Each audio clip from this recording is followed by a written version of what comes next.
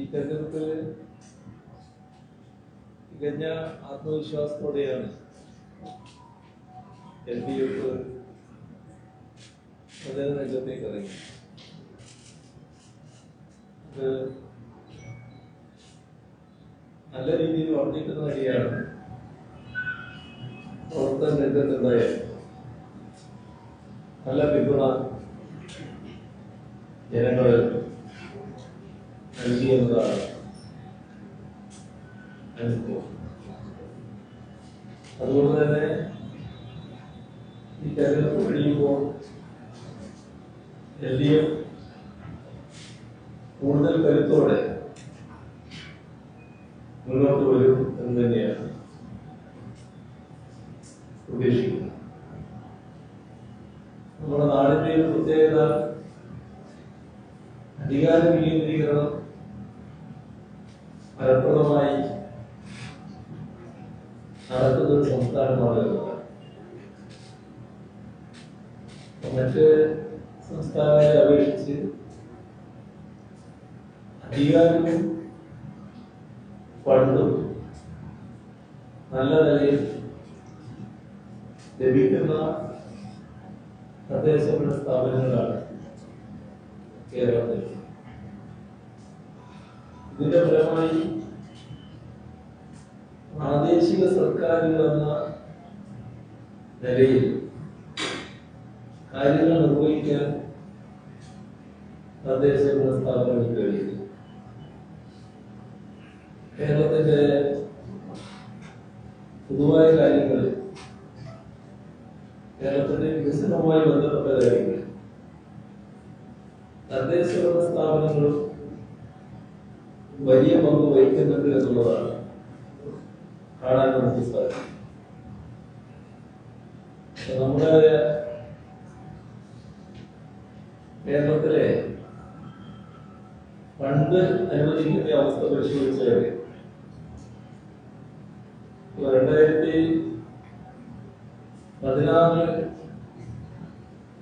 അധികാരത്തിൽ വന്ന LDF സർക്കാർ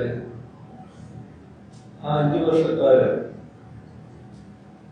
52,648 കോടി രൂപയാണ്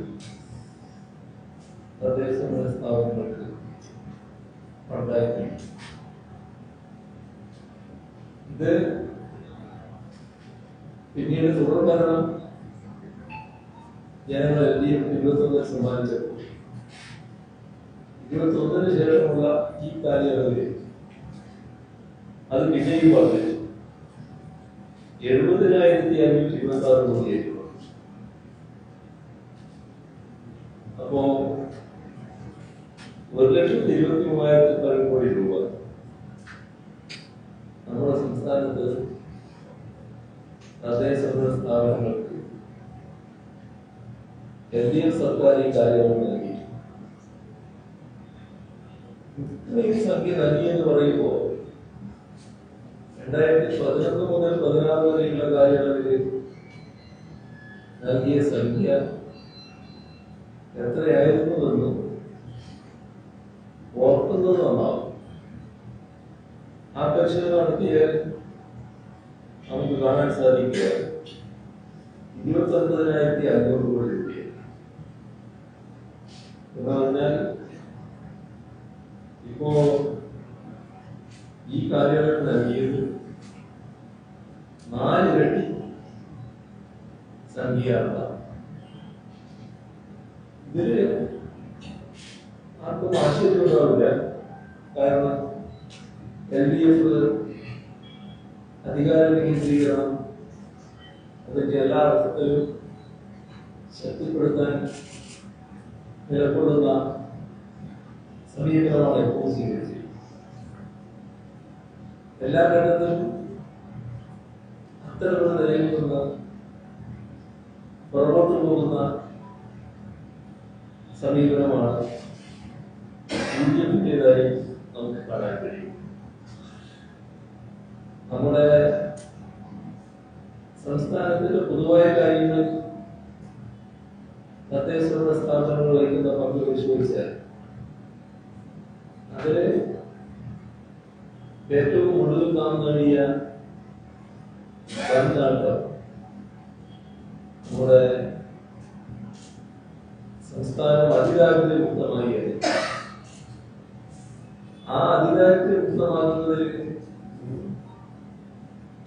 സർക്കാരാണ് തീരുമാനിക്കുന്നത്.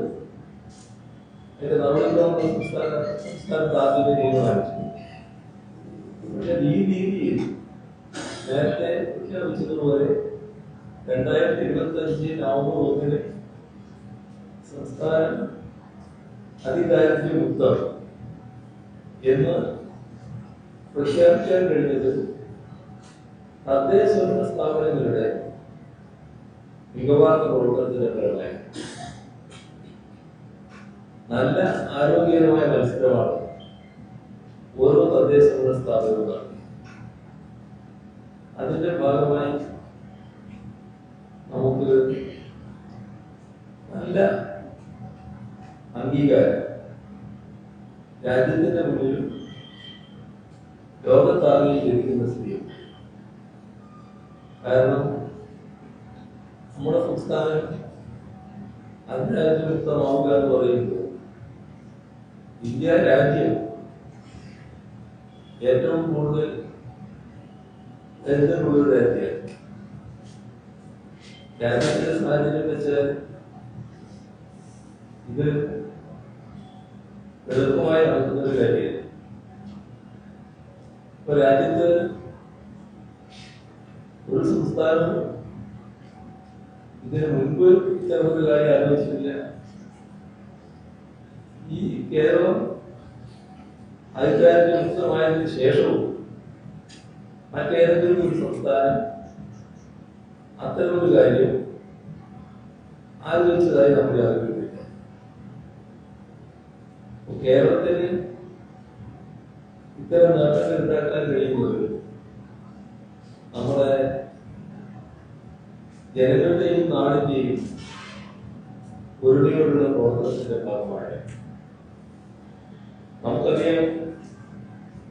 ഈ ഘട്ടത്തില് വലിയ തോതിലുള്ള നിസ്സഹകരണം കേന്ദ്ര ഗവൺമെന്റിന്റെ ഭാഗത്തുണ്ടായിരുന്നു. ആവശ്യമായ സഹായം ലഭിക്കാതിരുന്നില്ല. ചില ദുരന്തഘട്ടങ്ങൾ അതും നൂറ്റാണ്ടിലെ തന്നെ ഏറ്റവും വലിയ പ്രളയം പോലുള്ള കാര്യം വന്നപ്പോൾ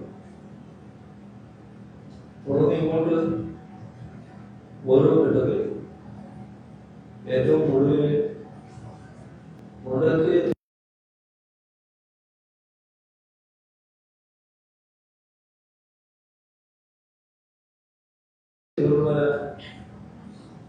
ദുരിതമുണ്ടായിട്ടുണ്ട്. നമ്മൾ തീർത്തും അവഗണിക്കപ്പെടുകയുണ്ടായി. മാത്രമല്ല സംസ്ഥാനത്തിന്റെ പ്രവർത്തനങ്ങൾക്ക് തടയിടുവാനുള്ള ഒട്ടേറെ തടസ്സങ്ങൾ കേരളത്തിന്റെ ഭാഗത്തുണ്ടാവുകയും അപ്പോ സാധാരണ രീതിയിൽ നമുക്ക് മുന്നോട്ട് പോകാൻ കഴിയാത്ത സാഹചര്യം. അതെല്ലാം ഉണ്ടായിട്ടും നമ്മുടെ നാടിന് നല്ല രീതിയിൽ അവയെല്ലാം അതിജീവിക്കാനും ഏത് രംഗപ്പെടുത്താനും അതെല്ലാം നല്ലതുപോലെ വിജയിച്ചു വരികയും ചെയ്തു എന്നതാണ് കാണാൻ കഴിയുന്നത്.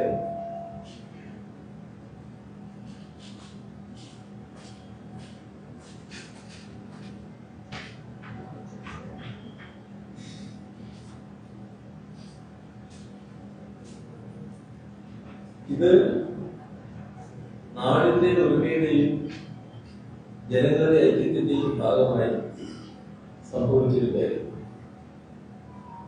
നമ്മുടെ കേരളത്തിലെ തദ്ദേശ സ്ഥാപനങ്ങൾ വളരെ സുദൃഢമായ നിലയിൽ പ്രവർത്തിക്കുന്നു എന്ന് പറയുമ്പോൾ ചിലയിടത്ത് ചില അപവാദങ്ങൾ നിലനിൽക്കുന്നുവെന്നും ഈ കൂട്ടത്തിൽ നാം കണ്ടുപോകേണ്ടതാണ്. നിർഭാഗ്യവശാൽ അതിലൊന്ന് ഇവിടെ തന്നെയാണ് കണ്ണൂർ കോർപ്പറേഷന് മികവാർന്ന പ്രവർത്തനങ്ങൾ നടത്താൻ കഴിഞ്ഞില്ല എന്നതാണ് പൊതുവെ ഉണ്ടായിരുന്നത്. അത് ഈ കഴിഞ്ഞ കാലങ്ങളിൽ കണ്ണൂരിൽ ഉണ്ടാകേണ്ട വികസനത്തിന് വലിയ പ്രയാസങ്ങൾ ഉണ്ടാക്കി. അതില് നല്ല വിഷമബോധമുള്ളവരാണ് കണ്ണൂരിലെ ജനങ്ങൾ. ഇക്കാര്യത്തിൽ LDF കൃത്യമായ വാഗ്ദാനങ്ങൾ കണ്ണൂരിലെ ജനങ്ങൾക്ക് മുന്നിൽ നൽകിയിട്ടുണ്ട്. എങ്ങനെ ആധുനിക കാലത്തിലെ ജനവിധം കണ്ണൂരിനെ വികസിപ്പിക്കാം, അതിലെന്തൊക്കെ ചെയ്യാൻ കഴിയും, ഇതാണ് ജനങ്ങളുടെ മുന്നിൽ LDF നൽകിയിട്ടുള്ള വാഗ്ദാനങ്ങൾ. ഇവിടെ പലതും നടക്കാത്ത സാഹചര്യം ഉള്ളതുകൊണ്ട് ആളുകളുടെ പല വിധത്തിലുള്ള അഭിപ്രായങ്ങളുണ്ടാണ്. എന്നാൽ LDF ഒരു തരത്തിലുള്ള വീഴ്വാക്കുകൾ പറയാറില്ല. നടപ്പാക്കാനുള്ള കാര്യങ്ങളാണ് സാധാരണ ജനങ്ങളുടെ മുന്നിൽ വാഗ്ദാനങ്ങളായി നൽകാറ്. ആ ചുമതലാബോധത്തോട് തന്നെയാണ് LDF കണ്ണൂർ കോർപ്പറേഷന്റെ കാര്യത്തിൽ എന്തൊക്കെ ചെയ്യും എന്ന് പറയുന്നതിന് തയ്യാറായിരുന്നു. അതിന്റെ അടിസ്ഥാനത്തിൽ കണ്ണൂരിലും ഇത്തവണ നല്ല മാറ്റം, നാടിന്റെ വികസനത്തിന് ഉതകും വിധമുള്ള മാറ്റം സംഭവിക്കുമെന്ന് തന്നെയാണ് പൊതുവെ പ്രതീക്ഷിക്കുന്നത്. ഒരു കാര്യം ഉറപ്പാണ്, കേരളം LDFന് കൂടുതൽ കരുത്ത് പകരുന്ന വിധിയാണ് ഈ തെരഞ്ഞെടുപ്പിലൂടെ പൊതുവെ സംസ്ഥാനത്ത് നൽകാൻ പോകുന്നത്. ഇതാണ് ആമുഖമായി പറയാനുള്ളത്. ബാക്കി നിങ്ങൾക്ക് കാര്യങ്ങൾ ധാരാളം ചോദിക്കാനുണ്ടാവും, അതിന് വേണ്ടിയിരിക്കുകയാണ്.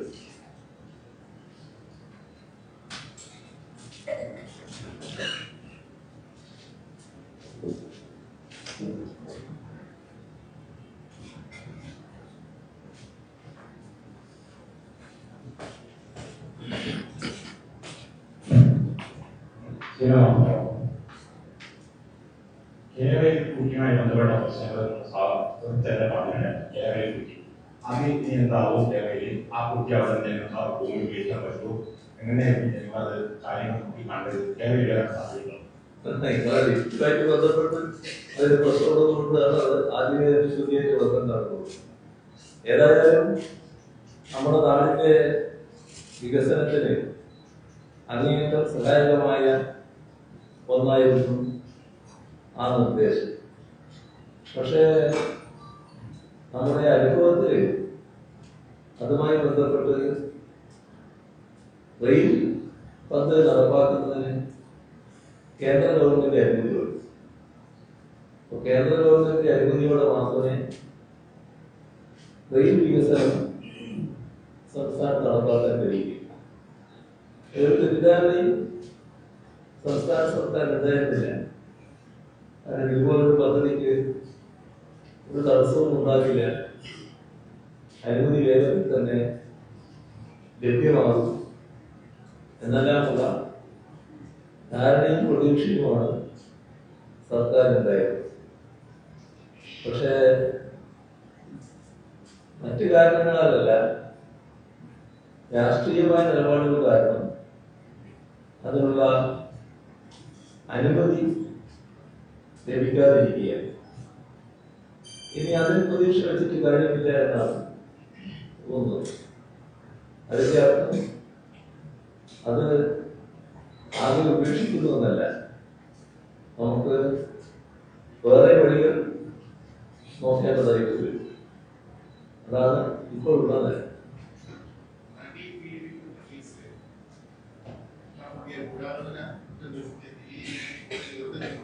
പ്രോസിക്യൂഷന്റെ ഭാഗത്തെ വീഴ്ചയുണ്ടോ?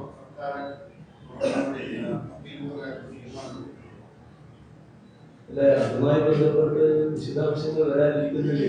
ഇപ്പോ നിലപാട് വന്നു, ബാക്കി കാര്യങ്ങൾ കൂടി വരുമ്പോഴാണല്ലോ അതിന്റെ വിശദാംശങ്ങൾ മനസ്സിലാക്കാൻ കഴിയും. ഇതുമായി ബന്ധപ്പെട്ട് നമ്മുടെ പ്രോസിക്യൂഷൻ രംഗം നല്ല രീതിയിൽ തന്നെ കൈകാര്യം ചെയ്യുന്നു എന്നുള്ളതാണ് പൊതുവെ ഉണ്ടായ ധാരണ. എല്ലാ ഘട്ടത്തിലും ആ കേസിന്റെ നടത്തിപ്പുമായി ബന്ധപ്പെട്ട് പൊതുസമൂഹവും നിയമവൃത്തങ്ങളുമെല്ലാം നല്ല അഭിപ്രായങ്ങളാണ് പ്രകടിപ്പിച്ചിട്ടുള്ളത്. ഒരു സർക്കാർ എന്ന നിലയ്ക്ക് ഇതുപോലുള്ള കാര്യങ്ങൾ കൃത്യമായ നിലപാട് സ്വീകരിക്കാൻ തയ്യാറാകുന്നുവെന്ന സന്ദേശം തന്നെയാണ് ആ കേസുമായി ബന്ധപ്പെട്ടുള്ള നടപടികൾ പൊതുവിലുണ്ടായിരിക്കുന്നത്.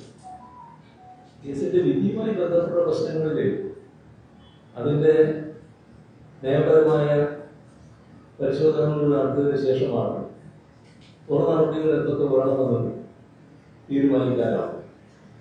ഏതായാലും ഒരു കാര്യം അസന്നിഗ്ധമായി വ്യക്തമാക്കാൻ ആഗ്രഹിക്കുകയാണ്.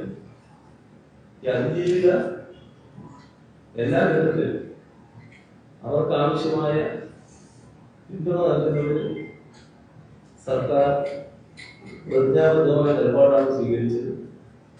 അത് തന്നെയാണ് ഇനിയും തുടരുക എന്നതാണ് വ്യക്തമാക്കാൻ.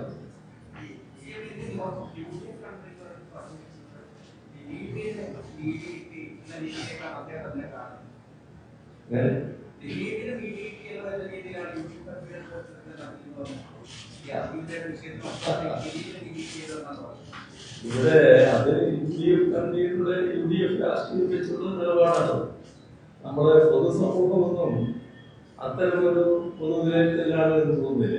പൊതുസമൂഹം ഈ കാര്യങ്ങളിൽ എല്ലാ ഘട്ടത്തിലും അതിജീവിതത്തിനൊപ്പം നിൽക്കുന്ന സമീപനമാണ് സ്വീകരിച്ചിട്ടുള്ളത്. ഗവൺമെന്റും ആ നില തന്നെയാണ് എടുത്തു പോകുന്നത്. നമ്മുടെ സംസ്ഥാനത്ത് വളരെ വിചിത്രമായ വാദഗതി UDF കൺവീനർ രേഖപ്പെടുത്തിയായി കാണുന്നു. അതിന് എന്തിനാണ് അപ്പീൽ പോകുന്നത്? അപ്പീലിന്റെ കാര്യം ഞാൻ പറഞ്ഞ നിയമപരമായി പരിശോധിച്ച് തീരുമാനിക്കേണ്ടതാണ്. പരിശോധന നടത്താൻ കിട്ടുന്നത്. പക്ഷെ അദ്ദേഹം അഡ്വാൻസ് ആയിട്ട് പറഞ്ഞു കഴിഞ്ഞു എന്തിനാണ് വേറെ വഴിയില്ലാത്തതുകൊണ്ടാണ് ഗവൺമെന്റ് അപ്പീലിന് പോകുന്നത് ചോദിക്കുക. അത്തരം കാര്യങ്ങളിൽ നിയമപരമായ പരിശോധനകൾ നടന്നു അതിനുശേഷം ആവശ്യമായിട്ടുള്ള നടപടികൾ സ്വീകരിക്കുമെന്നത് തന്നെയാണ് ഇപ്പോഴും വ്യക്തമാക്കാറുള്ളത്. എന്തുകൊണ്ടാണ് അത്ര ബുദ്ധിമുട്ട് ഒരു പ്രതികരണം വന്നത് എന്നത് ആലോചിച്ചിട്ട് വീഴുന്നില്ല. നമ്മുടെ നാടിന്റെ പൊതുവായ വികാരത്തിനെതിരെയുള്ള ഒരു പറച്ചിലായി കൂടി അത് എന്നാണ് തോന്നുന്നത്.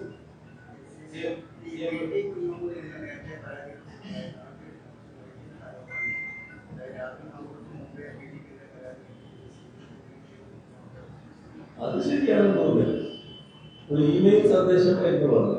ഇമെയിൽ സന്ദേശം വന്നപ്പോൾ ആ സന്ദേശം എന്റെ ശ്രദ്ധയിൽപ്പെട്ട ഉടനെ തന്നെ അത് പോലീസിൽ കൈമാറി.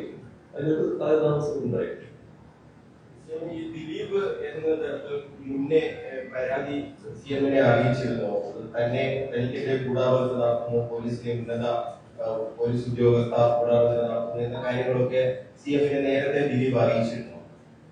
എനിക്കങ്ങനെ ഓർമ്മയില്ല. അങ്ങനെ ഒരു നിവേദനം കിട്ടിയതായിട്ട് ഞാൻ ഓർക്കുന്നില്ല. അങ്ങനെ ഒരു ഗൂഢാലോചന അതിൽ ഉണ്ടോ? ദിലീപ് ഇന്നലെയും ആ രീതിയിൽ തന്നെയാണ് പറഞ്ഞത്. അങ്ങനെ സംശയിക്കുന്നുണ്ടോ? ദിലീപ് പറയുന്നത് എന്താണെന്ന് എനിക്ക് പറയാൻ കഴിയില്ല. അത് അദ്ദേഹത്തിന് തന്നെ വ്യക്തത വെക്കണമല്ലോ. ശരിയല്ല, എന്നെ അറിയിച്ചതായിട്ട് ഞാൻ ഓർക്കുന്നില്ല.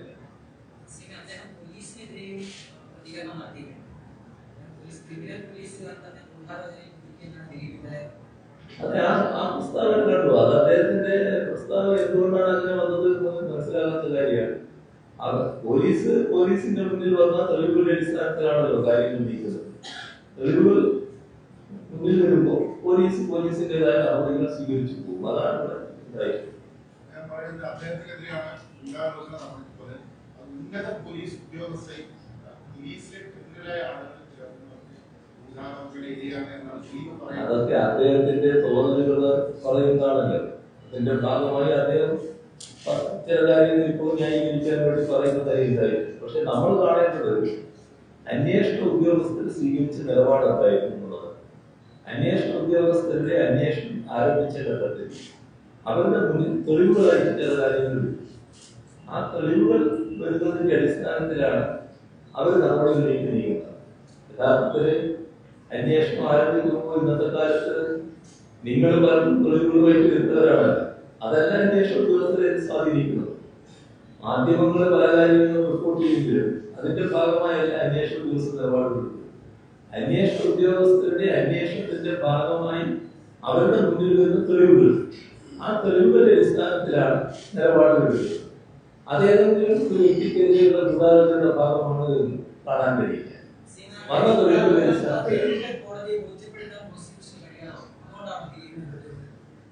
പ്രോസിക്യൂഷന്റെ കാര്യവും കോടതിയുടെ കാര്യവും കോടതിയുടെ മുന്നിലുള്ള വാദങ്ങളുടെ കാര്യവും ഇപ്പൊ എനിക്ക് പറയാൻ കഴിയുന്നില്ല.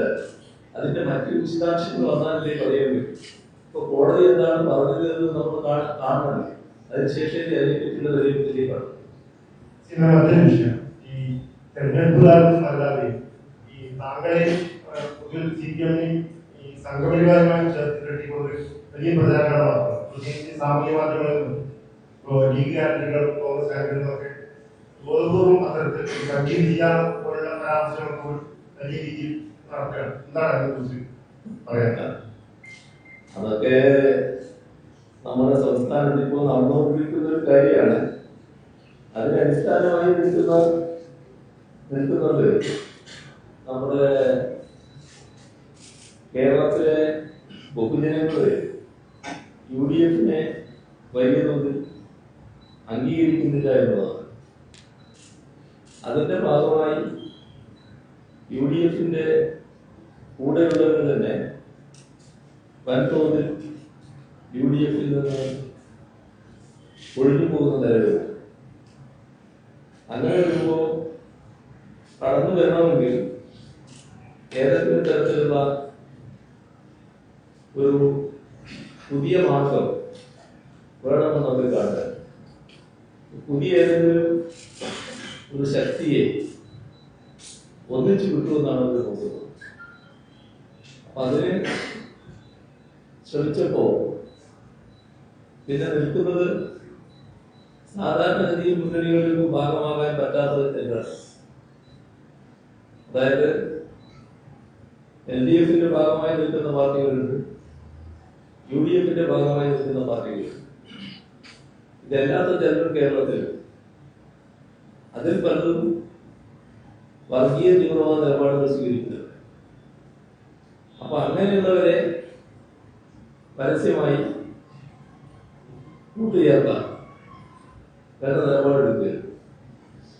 ജമാഅത്തെ ഇസ്ലാമിയെ അത് വെച്ചുകൊണ്ടാണ് ഒന്നിച്ചു കൂട്ടാൻ UDF, കോൺഗ്രസും ലീഗും തയ്യാറാകുന്നത്. അങ്ങനെ തയ്യാറായപ്പോൾ അവർക്ക് ശുദ്ധിവസ്ത്രം നൽകാനുള്ള തത്രപ്പാടിലാണ് ഇപ്പോ UDF നേതാക്കൾ, കോൺഗ്രസിന്റെയും ലീഗിന്റെയും നേതാക്കൾ അവരെ കുറിച്ച് വലിയ തോതിൽ നല്ല വർത്തമാനങ്ങൾ പറഞ്ഞുകൊണ്ടിരിക്കുകയാണ്. പക്ഷെ അവർ പറയുന്നത് അനുസരിച്ച് തന്നെ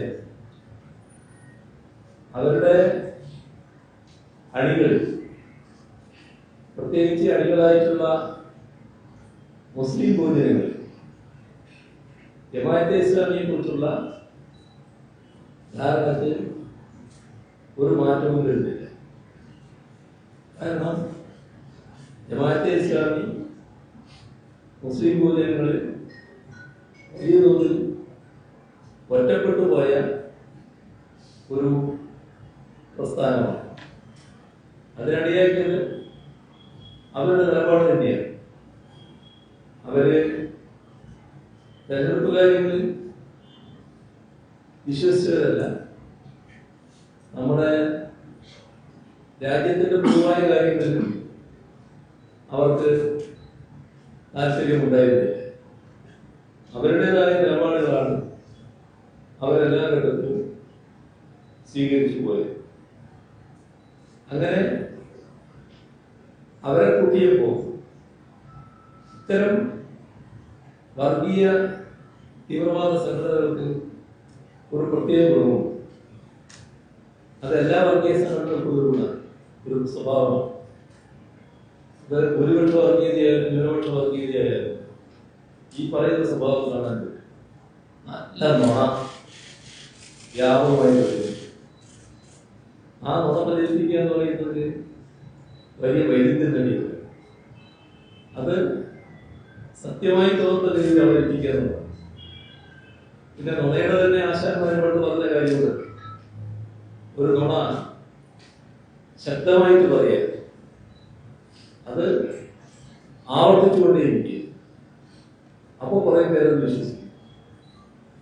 ഇത് നല്ല രീതിയിൽ പ്രയോഗിക്കുന്നവരാണ് ഒരു ഭാഗത്ത് പണ്ട് മുതലേ RSS, ജമാഅത്തെ ഇസ്ലാമി ഇതേ രീതിയിൽ വ്യാപകമായി നുണകൾ പ്രചരിപ്പിക്കാൻ ശേഷിയുള്ളവർ.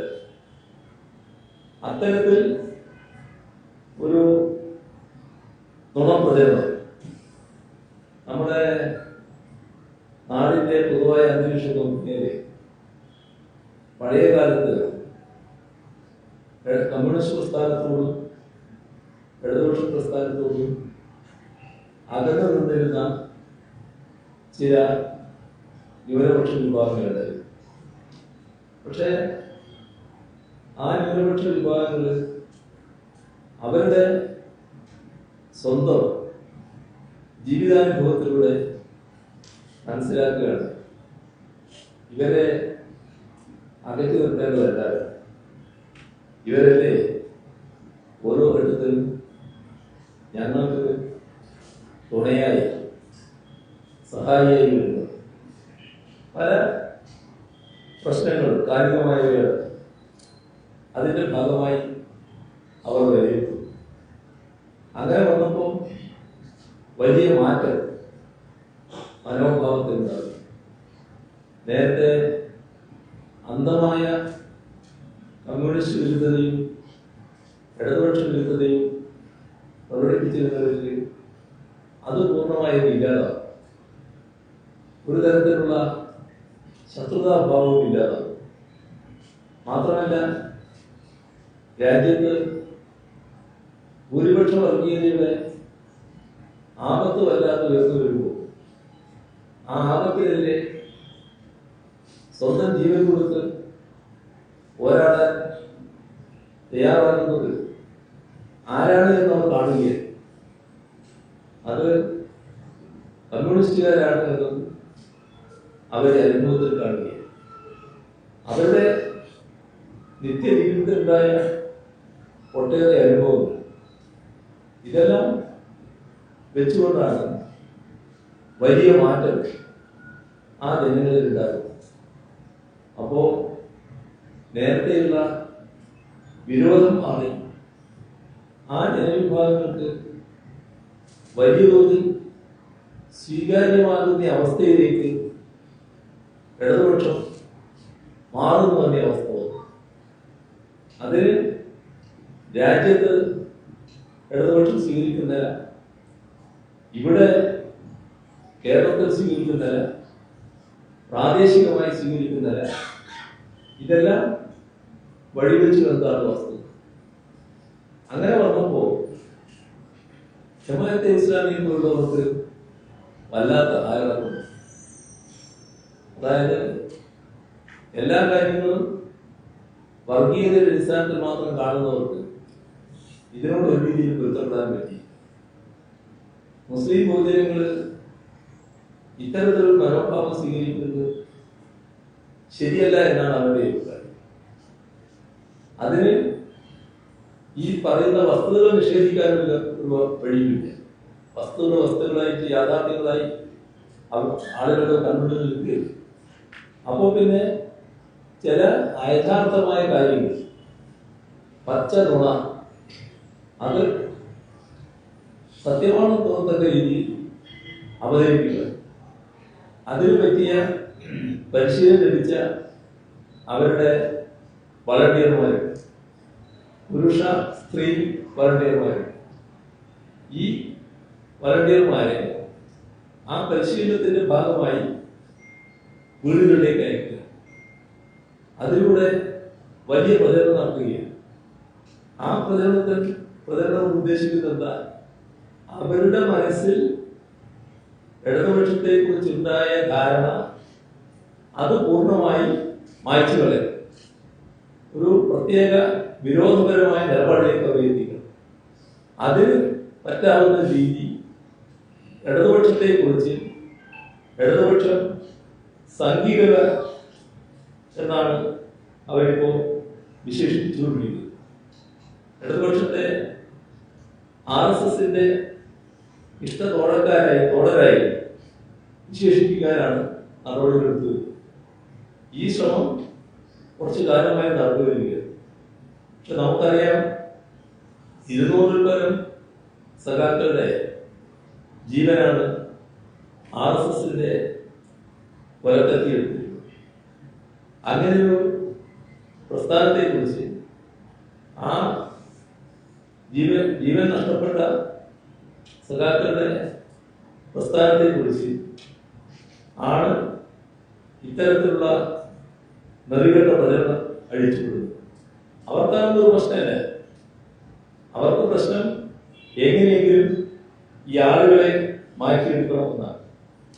ഇവിടെ RSS എന്താണ് നിലപാടെടുക്കുന്നത് എന്നത് നമുക്കെല്ലാവർക്കും അറിയാം. RSS ഞങ്ങൾ പലരുടെയും തലക്ക് വില കൽപ്പിക്കുന്നുണ്ട്. ആ വില പറഞ്ഞുകൊണ്ടുള്ള പ്രഖ്യാപനങ്ങൾ അവരുടെ ഭാഗത്ത് നിന്ന് ഉണ്ടായിട്ടുണ്ടല്ലോ.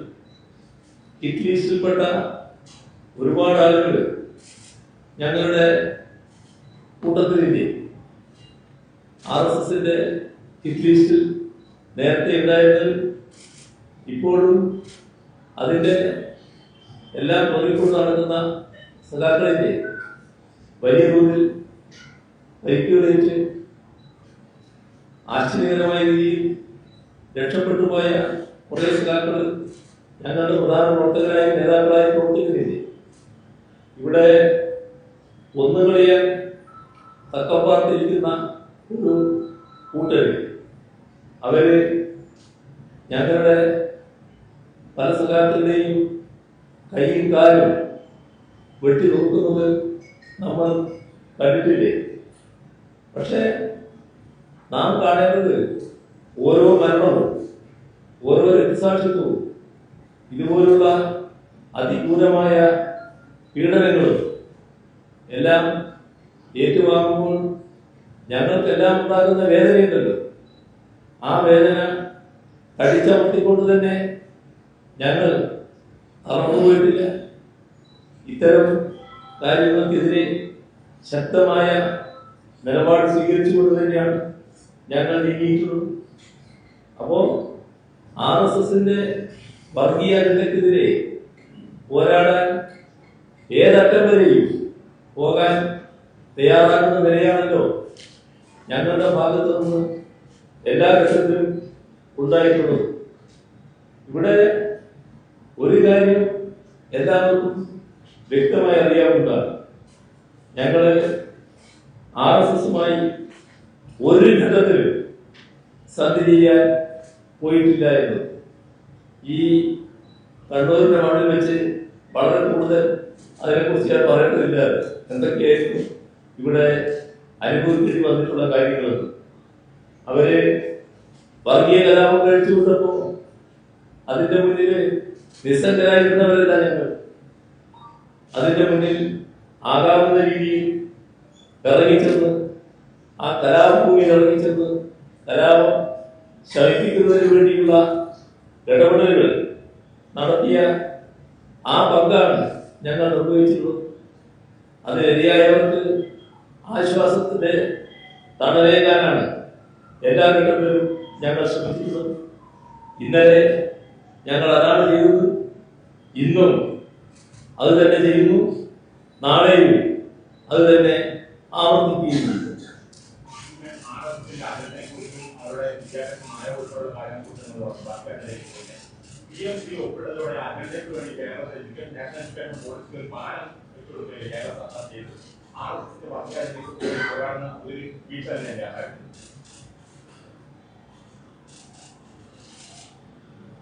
RSSനോട് ഞങ്ങൾ ചെറുത്തുനിന്നു പറയുമ്പോൾ ആ ചെറുത്തുനിൽപ്പ് കോൺഗ്രസിനോ UDFനോ സ്വന്തം കാണാൻ കഴിയോ? നമ്മള് കലാപം നടന്ന കാലത്തെ അനുഭവങ്ങൾ നമ്മുടെ മുന്നിലുണ്ടല്ലോ. ആ കലാപം നടന്ന കാലത്ത് സ്വീകരിച്ച നിലപാടുകൾ നമുക്കെല്ലാം അറിയാവുന്നതാണ്. ഞങ്ങളെ കൊല്ലാൻ തക്കം പാർന്ന് നടക്കുന്ന RSSന്റെ ശാഖയ്ക്ക് കാവൽ നിൽക്കാൻ ഞാൻ പോയിരുന്നു, അതിന് വളണ്ടർമാരെ അയച്ചിരുന്നു എന്ന് പറഞ്ഞ കോൺഗ്രസ് നേതാവിനെ കണ്ടില്ലേ? പരസ്യമായി അദ്ദേഹം തന്നെ പറഞ്ഞ കാര്യമാണല്ലോ. അത്തരത്തിലുള്ള കോൺഗ്രസിന് RSSന്റെ നിലപാടുകളെ ശക്തമായി എതിർക്കാൻ കഴിയുന്നുണ്ടോ? RSSകാരുമായി ഒളിഞ്ഞും തെളിഞ്ഞും സഖ്യം ഉണ്ടാക്കുന്ന നിലപാടല്ലേ വിവിധ ഘട്ടങ്ങളിൽ സ്വീകരിച്ചിട്ടുള്ളത്. അപ്പോ ഒരു കാര്യമാണ് നിങ്ങൾ നേരത്തെ പറഞ്ഞ ഈ പ്രചാരകരോട് ഞങ്ങൾക്ക് പറയാനുള്ളത്. എത്ര നുണ ശക്തമായി ആവർത്തിച്ചാലും അത് വളരെ ശക്തമായി ആവർത്തിച്ച് കുറച്ചു പേര് വിശ്വസിക്കുമെന്ന് നിങ്ങൾ പ്രതീക്ഷിച്ചാലും അതൊക്കെ ഈ മണ്ണിൽ ചെലവാകുന്ന കാര്യമല്ല. കാരണം ഇത് അവരുടെ ജീവിതാനുഭവത്തിലുള്ള കാര്യമാണ്. ഞങ്ങൾ ആരാണ്? ഞങ്ങൾ സംഘപരിവാറിനോട് നേരത്തെ എടുത്ത ഇപ്പോൾ എടുക്കുന്ന സമീപനം എന്താണ് എന്നത് അത് അവരുടെ ജീവിതാനുഭവം വെച്ചുകൊണ്ട് തന്നെ ഒരു സംശയത്തിനും ഇട നൽകാത്ത കാര്യമാണ്. ഇവിടെ പ്രതിപക്ഷ നേതാക്കളും ഒരു വിഭാഗം ലീഗുകാരും ജമാഅത്തെ ഇസ്ലാമിക്കാരും ഞങ്ങളെ കുറിച്ച് സംഘീപട്ടം ചാർത്താൻ പുറപ്പെട്ടാൽ അതിലൊന്നും ജനങ്ങൾ മുഴുകില്ല, അതൊന്നും ജനങ്ങൾ വെള്ളം തൊടാതെ വിഴുകില്ല. അത് മനസ്സിലാക്കുന്നത് നല്ല കാര്യമാണ്. ഇവിടെ ജമാഅത്തെ ഇസ്ലാമി നയിക്കുന്ന ഇത്തരത്തിലുള്ള വർഗീയ കുബുദ്ധികളുടെ ദിവാസ്വപ്നം മാത്രമായി അത് തീരുമെന്നാണ് കാണേണ്ടത്. 1991 നമ്മളിവിടെ ഒലീബി സഖ്യം കണ്ടതാണല്ലോ. കോൺഗ്രസും ലീഗും BJPയും കൂടിയാണല്ലോ ആ സഖ്യം ചേർത്തത്. അന്ന് അങ്ങനെ സഖ്യം ഉണ്ടായി എന്നത് BJPയുടെ സംസ്ഥാന അധ്യക്ഷനായിരുന്ന രാമപിള്ള തന്നെ പരസ്യമായി വെളിപ്പെടുത്തിയല്ലേ. KT മാരാരുടെ ജീവചരിത്രത്തിലെ വെളിപ്പെടുത്തലുകളും പലരുടെയും ഓർമ്മയിലുള്ളതാണല്ലോ. അതൊന്നും കേരള രാഷ്ട്രീയത്തിന് അത്ര വേഗം മറന്നു പോകാൻ കഴിയുന്ന കാര്യമല്ല. ഇതില് ഇടനിലനിന്നത് താനായിരുന്നുവെന്ന് ഒരു ഘട്ടത്തിൽ മുൻ DGP ജയറാം പണിക്കർ തന്നെ വെളിപ്പെടുത്തിയതും ഓർമ്മയില്ലേ? ആ സഖ്യത്തിന്റെ നടത്തിപ്പുകാരായിരുന്നില്ലേ ചില മുസ്ലിം ലീഗ് നേതാക്കന്മാർ? അവര് ഇപ്പോ ഞങ്ങളെ സംഘികളാക്കാൻ ശ്രമിച്ചാൽ അത് വിലപ്പോകുന്ന കാര്യമാണോ? RSSകാരോടുള്ള സമീപനം ഏത് തരത്തിലായിരുന്നു എന്നത് നേരത്തെ മാറാട് കലാപത്തിന്റെ ഘട്ടത്തിൽ കണ്ട കാര്യമില്ലേ? അന്നത്തെ മുഖ്യമന്ത്രിയും മന്ത്രിസഭയിലെ അംഗവും കോഴിക്കോട് ഗസ്റ്റ് ഹൗസിൽ എത്തുന്നു. മന്ത്രിസഭയിലെ അംഗം കുഞ്ഞാലിക്കുട്ടി അദ്ദേഹത്തെ കോഴിക്കോട് ഗസ്റ്റ് ഹൗസിൽ ഇരുത്തുന്നു. എന്നിട്ട് മുഖ്യമന്ത്രി തനിച്ച് മാറാടേക്ക് സന്ദർശനത്തിന് പോകുന്നു. ഇത് RSS അനുവദിച്ച കാര്യം. RSSന്റെ അനുവാദമാണോ മുഖ്യമന്ത്രിക്കും മന്ത്രിക്കും അത്തരമൊരു സ്ഥലം സന്ദർശിക്കാൻ?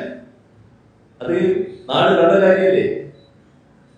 അവിടെ ആ കടപ്പുറത്ത് ഞങ്ങൾ പോയല്ലോ. ആരെങ്കിലും അനുമതി വാങ്ങിയിട്ടാണോ? ആ ഘട്ടത്തിൽ പോയില്ലേ? ഞങ്ങൾക്ക് ഏതെങ്കിലും തരത്തിലുള്ള മുട്ടുപറയുണ്ടായോ? RSSനോട് ഞങ്ങൾ സ്വീകരിച്ച സമീപനം എന്നത് ഈ നാടിന് നല്ലതുപോലെ അറിയാവുന്ന കാര്യമല്ലേ? RSSകാർക്ക്, അതും പോലീസിനെ ആക്രമിച്ച RSSകാർക്ക് സർക്കാർ സർവീസിൽ ജോലി കിട്ടാൻ വേണ്ടി അവരുടെ പേരിലുള്ള കേസ് പിൻവലിച്ചത് കോൺഗ്രസ് MLAയുടെ ശുപാർശയുടെ അടിസ്ഥാനത്തിൽ കഴിഞ്ഞ ഉമ്മൻചാണ്ടി സർക്കാരാണ്. ഇതൊന്നും മറന്നുപോകരുത്. പ്രവീൺ തൊഗാഡിയുടെ മുതലക്കുളം പ്രസംഗം, അന്ന് അതിനെ കേസെടുത്തു. ആ എടുത്ത കേസുകൾ പിന്നീട് പിൻവലിച്ചു. അത് ലീഗും കോൺഗ്രസും ഒന്നിച്ചു നിന്ന സർക്കാരായിരുന്നു എന്നതും നമ്മൾ മറക്കരുത്. ലീഗ് അതെല്ലാം നല്ലതുപോലെ ഓർക്കുന്നുണ്ടാവുമല്ലോ.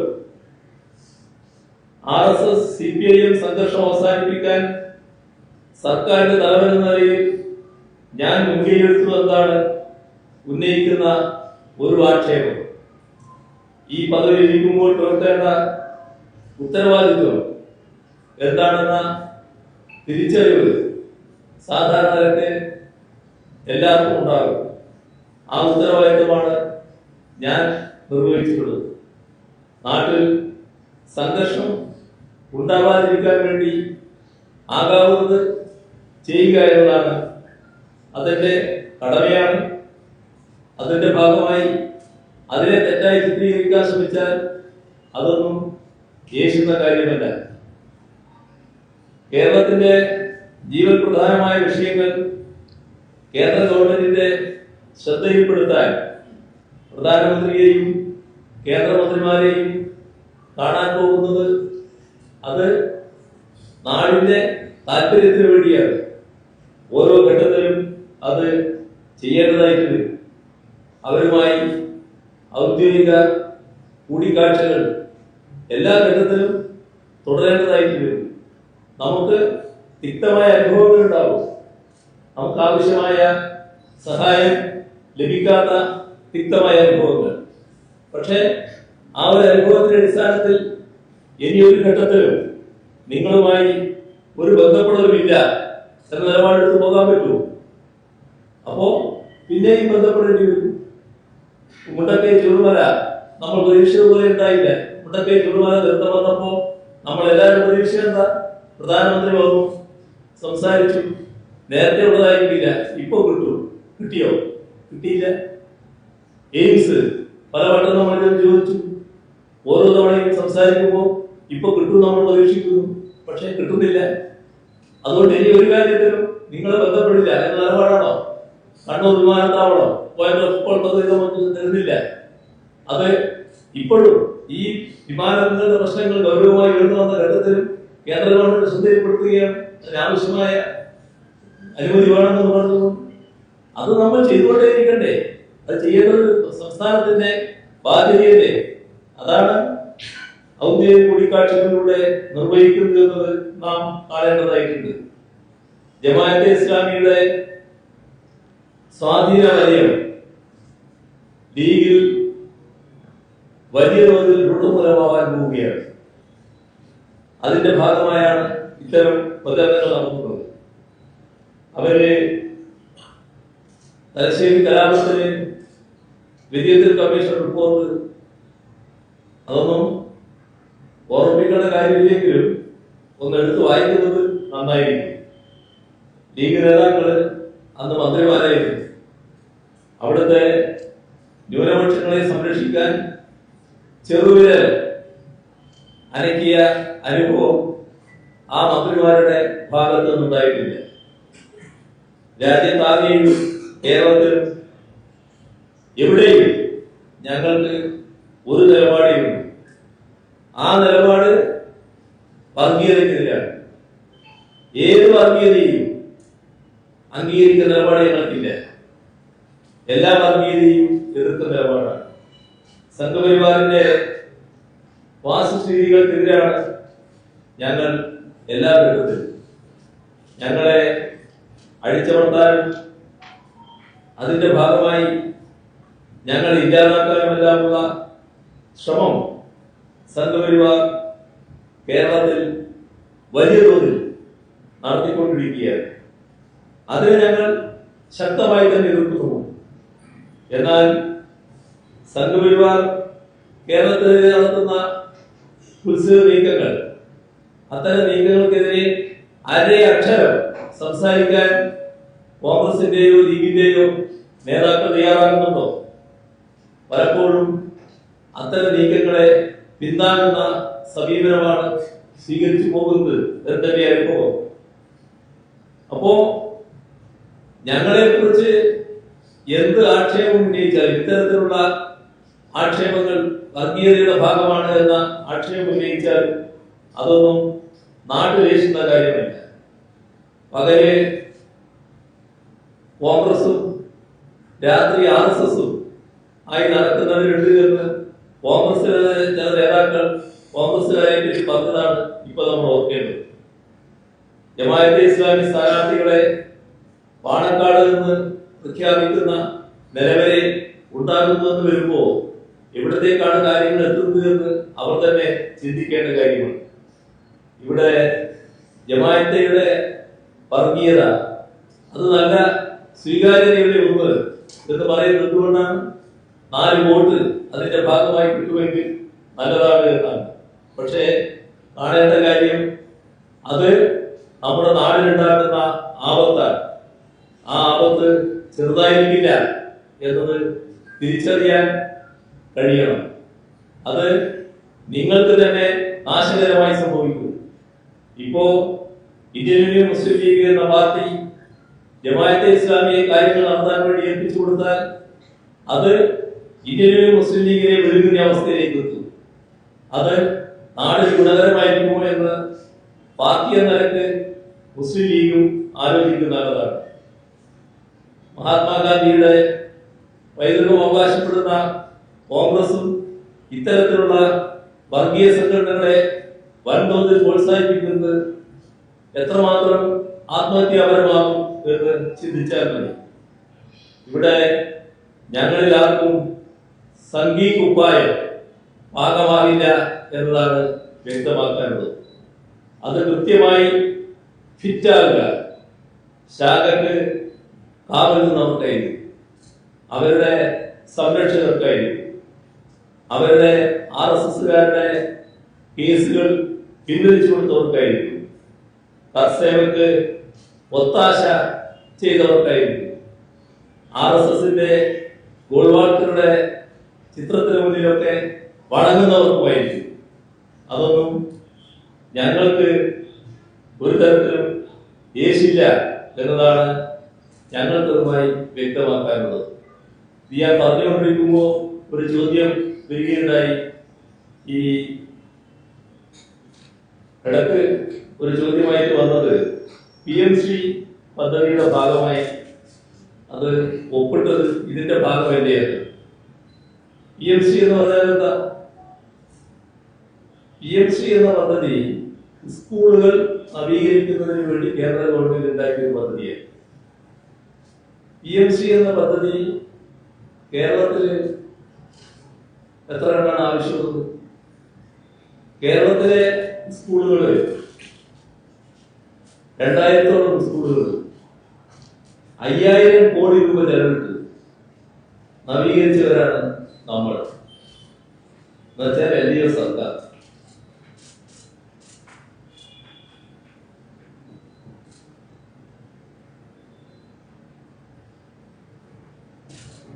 ആ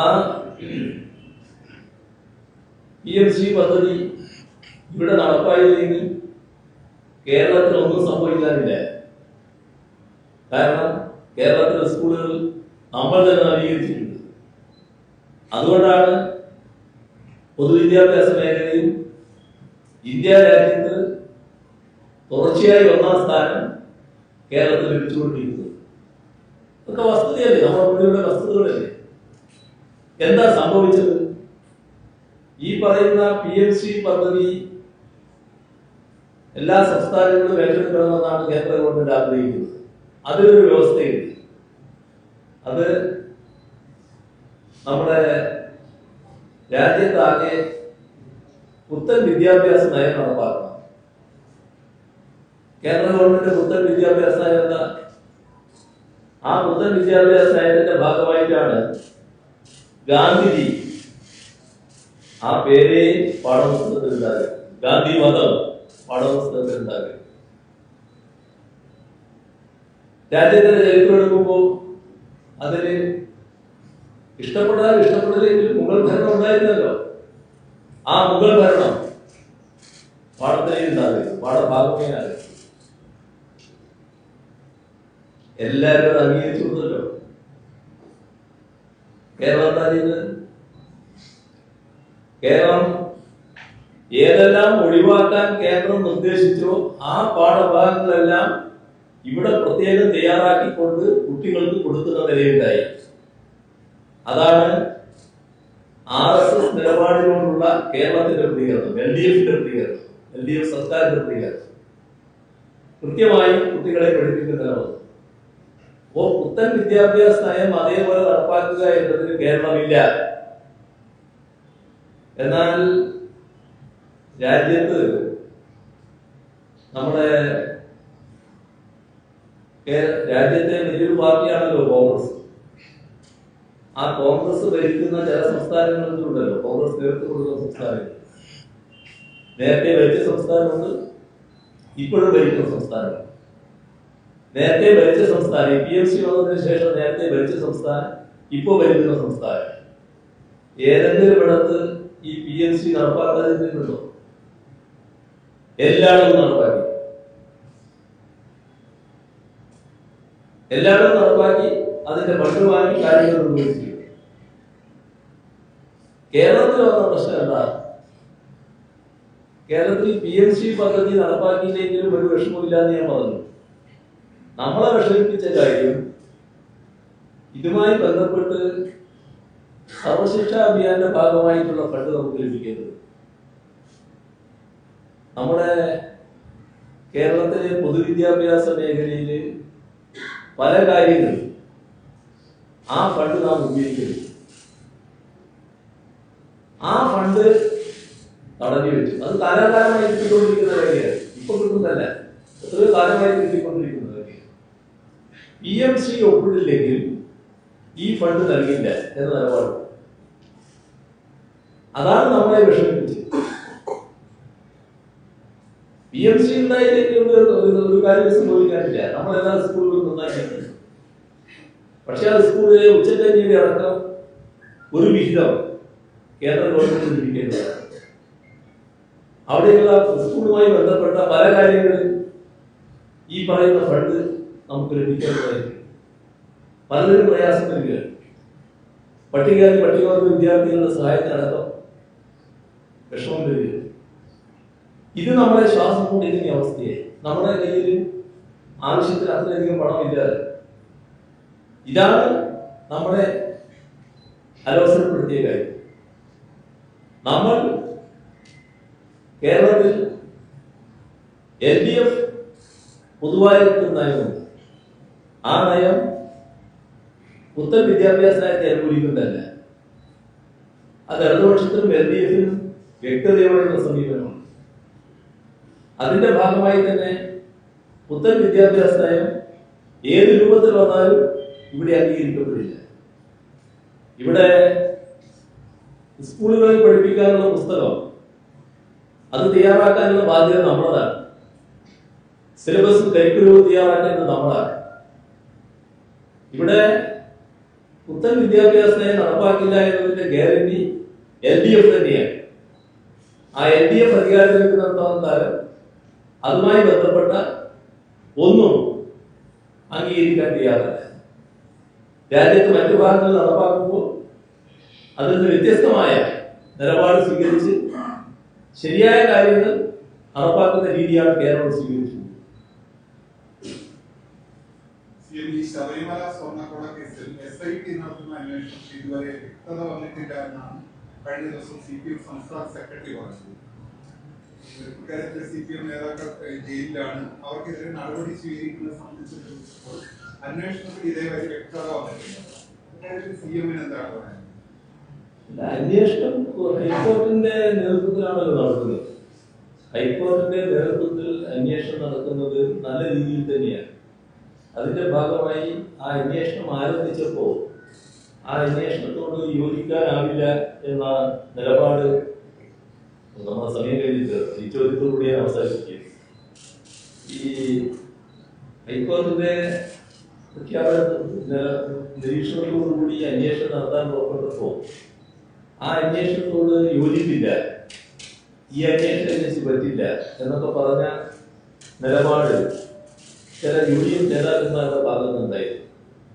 എന്നാൽ അതിൽ നിന്ന് വ്യത്യസ്തമായി ഇപ്പൊ അവർ നല്ല സ്വാഗതം ചെയ്യുക. അതാണ് അന്വേഷണത്തിന്റെ വ്യൂഹം. അന്വേഷണം ഫലപ്രദമായി നടത്തുക. ആ അന്വേഷണം നടക്കട്ടെ. പിന്നെ പാർട്ടിയുമായിട്ട് ബന്ധപ്പെട്ട കാര്യം അത് പാർട്ടി സെക്രട്ടറി പറഞ്ഞിട്ടുണ്ട്. ഞാനതിലേക്ക് കടക്കുന്നില്ല. ആവശ്യമായ ഘട്ടത്തിൽ ഉചിതമായ തീരുമാനം എടുക്കുമെന്നാണ് പാർട്ടി നേതാക്കൾ വ്യക്തമാക്കി. അതന്നെ എടുത്താണ് നല്ലത്. ഏതായാലും എനിക്കൊരു ചോദ്യത്തിലില്ല, സമയം കഴിഞ്ഞിരിക്കുന്നു. നന്ദി. ഒറ്റ ചോദ്യമില്ല, ഒറ്റ മറുപടിയില്ല. നന്ദി നന്ദി നന്ദി നന്ദി. ഞാൻ പറഞ്ഞു ഇനി ഇല്ലാന്ന് പറഞ്ഞു. ഇല്ലാന്ന് പറഞ്ഞാൽ ഇല്ലാന്ന് തന്നെയാണ്. ശരി, നന്ദി പറയുന്നതിന് വേണ്ടി.